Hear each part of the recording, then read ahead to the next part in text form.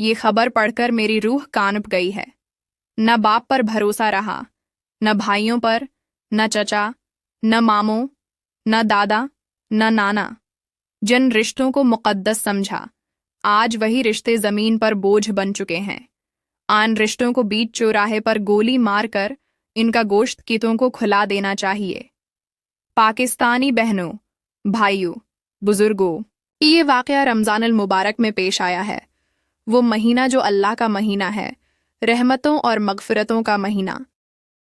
रोज़ाना ऐसी खबरें सामने आ रही हैं कि नन्हे फूल कुचल दिए गए, उनके जिस्म रौंद दिए गए और गुनाह छिपाने के खौफ से उन मासूमों को मार दिया गया।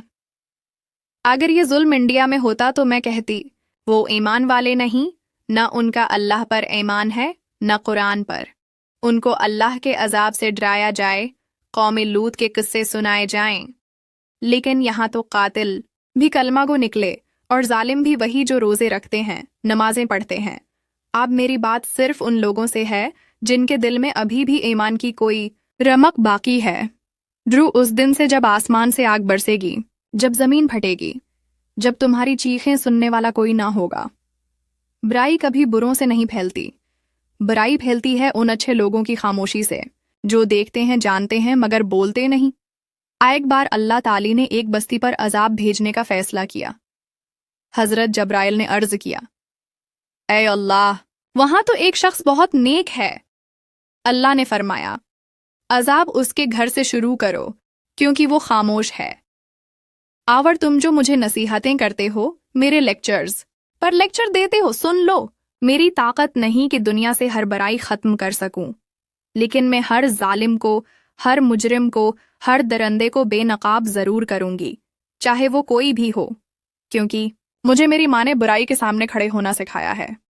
इसीलिए मैं उनके लिए भी खड़ी होती हूँ जिन्हें मैं जानती भी नहीं। जब तक जिंदा हूँ, अल्लाह के सिवा कोई मुझे मेरे मिशन से हटा नहीं सकता। यही मेरा वादा है, यही मेरा अज़्म है, यही मेरा मिशन है। आप सुनो उस नन्ही कली फजा की कहानी जो क़यामत से गुजर गई।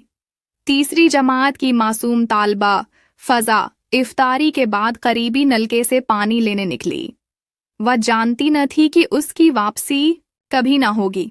सगा मामू उसे काबू कर लेता है और सूरजमुखी के खेत में ले जाकर अपने दूसरे भाई के साथ मिलकर ज्यादती करता है। फिर उनके दो और दोस्त भी वहां पहुंचते हैं और इस मासूम बच्ची को नोच डालते हैं। वह बच्ची चीखती है, चिल्लाती है, रहम की भीख मांगती है, मगर न सगे मामू को तरस आता है, न बाकी दरंदों को। पहचाने जाने के डर से इनमें से एक वापस घर जाकर छरी ले आता है। फिर उस बच्ची के गले पर 3 वार किए जाते हैं।